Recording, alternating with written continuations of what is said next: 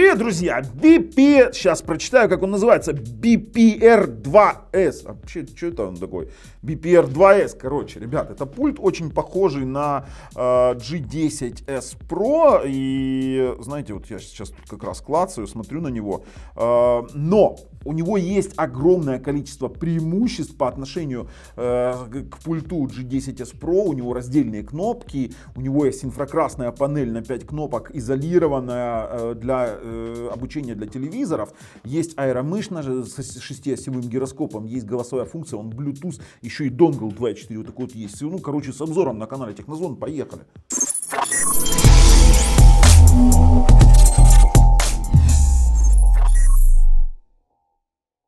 Начинаем традиционно с AliExpress. Да, вы не ошиблись. Цена именно такая, как вы видите, но актуальную цену для вашей страны, потому что для каждой страны она разная. Для каждой страны разная стоимость доставки. У меня бесплатная доставка.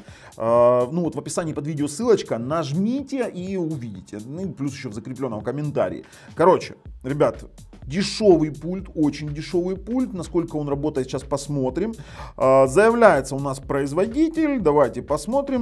Они здесь показывают почему-то G10S, но нас интересует BPR2S. Так, это BPR1S.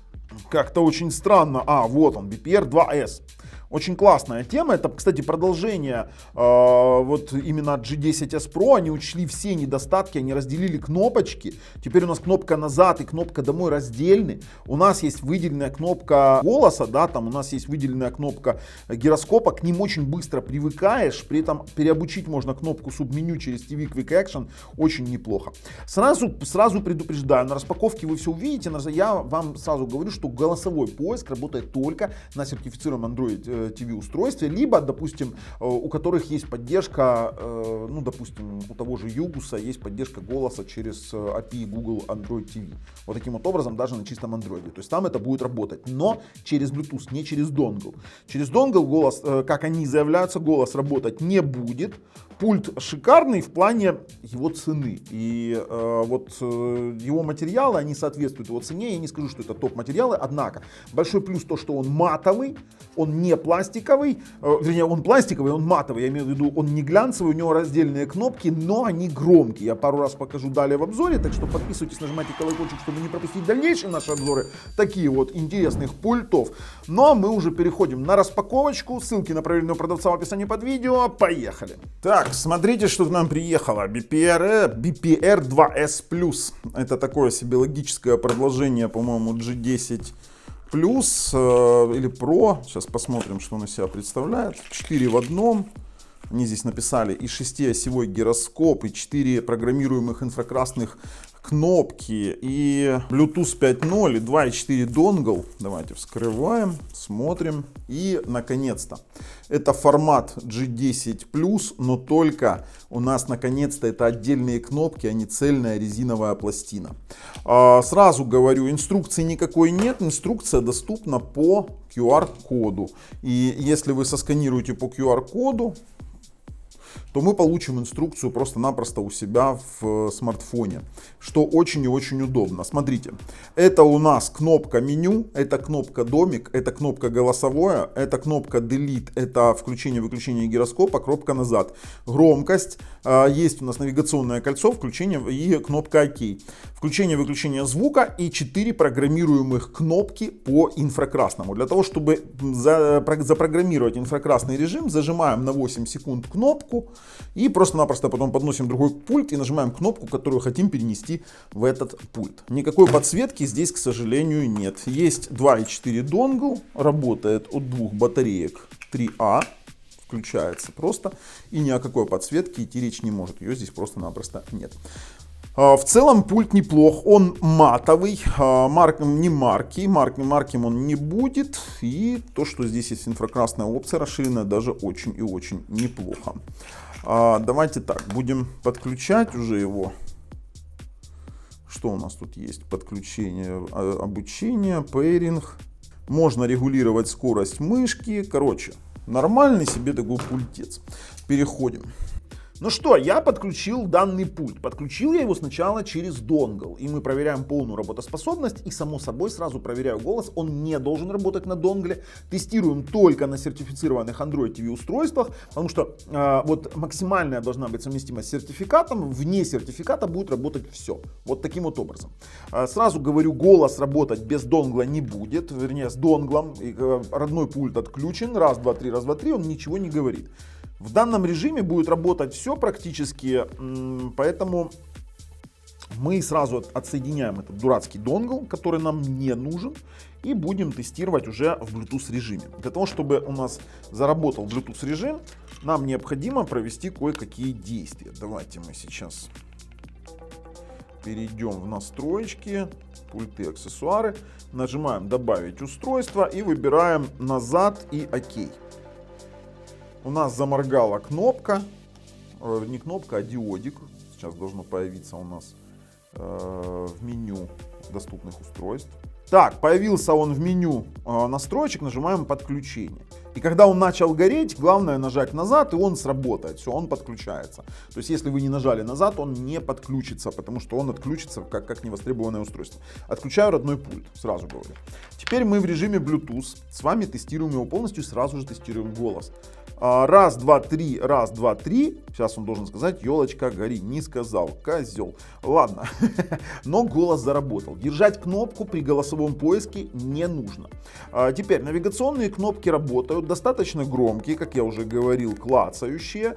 Кнопка, проверяем с вами кнопку назад.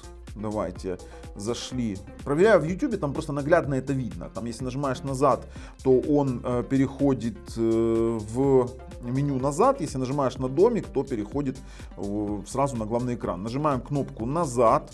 Есть, перешло в меню, супер. Нажимаем на домик, перешло в главное меню, отлично.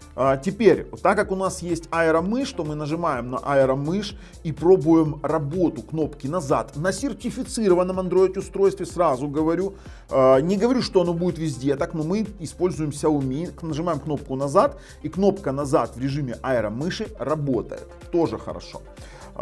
Теперь, сама по себе аэромышь достаточно мягкая, в том плане, что ее можно и регулировать еще у нас, как я говорил на распаковке, в инструкции есть регулировка DPI, то есть у меня сейчас настроена, мышь достаточно нормально работает, то есть как примерно как на G10 Pro. Да, там некоторые жалуются, вот надо центрировать, ребят, так это же аэромышь, она не может быть точно указывать центр, она работает от гироскопа, а не от целеуказателя, куда вы ткнули, туда показывает, нет. Теперь проверяем кнопки громкости, они работают. Кнопка включения-выключения работает в донгловом режиме. В инфракрасном режиме у меня, вернее в Bluetooth режиме у меня сейчас не работает, потому что у меня включена функция управления пультом и к телевизора. То есть эта функция у меня сейчас отключена, поэтому она работает, мы это проверяли. Теперь мы должны с вами протестировать некоторые моменты. Начинаем печатаем. Кнопка Backspace у меня не работает. Через TV Quick Actions эта кнопка отображается как неизвестная. Вот в чем вопрос. Поэтому переназначить мы можем только кнопку субменю. То есть если я сейчас... Ой, зачем я в Prime зашел? Если я сейчас зайду в TV Quick Actions, смотрите, в кнопке действия добавлю кнопку, то у нас срабатывает субменю кнопка. Она срабатывает, ее определяет. Либо если мы, давайте сейчас кнопку саму выберем, если мы нажимаем кнопку Backspace, то она у нас неизвестная, она не поддерживается для переназначения. То есть такой себе момент, Backspace сам по себе для меня здесь бесполезная кнопка, к сожалению, но через ADB, возможно, она будет работать, не знаю, возможно, в будущем что-то придумает сам по себе автор программы TV Quick Actions. Что мы еще здесь с вами попробуем? А в принципе все. Он просто работает. Он просто отлично работает. Не скажу, что это плохой пульт, громкий. Сейчас хочу с аэромышью. Стоп. Конечно, наличие инфракрасных кнопок. Так, давайте посмотрим, что у нас тут. Инфракрасное обучение в инструкции. У нас инфракрасная изоляция, это понятно. Что еще тут есть? А больше ничего такого интересного нет. То есть короткая инструкция, короткая проверка. Просто работает, этот есть, донгл есть. На все варианты можно реализовать, инфракрасники.